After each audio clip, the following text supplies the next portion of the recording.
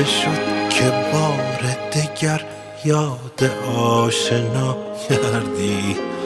چه شد که شیوه بیگانگی رها کردی؟ به قهر رفتن و جور و جفا شعار تو بود.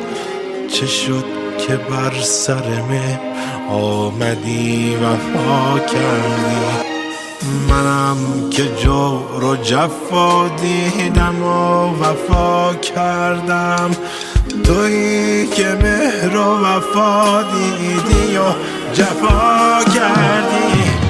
بیا که چشم تو تا شرم و ناز دارد کس، نپرسد از تو که این ماجرا چرا کردی. بیا که چشم تو تا شرم و ناز دارد کس، نپرسد از تو که این ماجرا چرا کردی.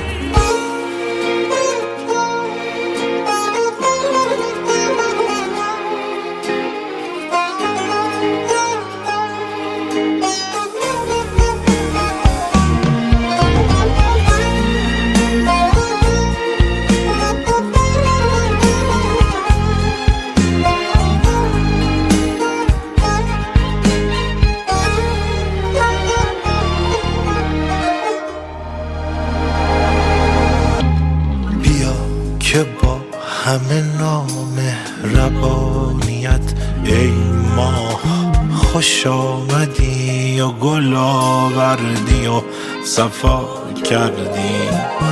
اگر چه کار جهان بر مراد ما نشود، بیا که کار جهان بر مراد ما کردی. بیا که چشم تو تا شرم و ناز دارد کس، نپرسد از تو که این ماجرا چرا کردی. بیا که چشم تو تا شرم و ناز دارد کس، نپرسد از تو که این ماجرا چرا کردی. بیا که چشم تو تا شرم و ناز دارد کس، نپرسد از تو که این ماجرا چرا کردی.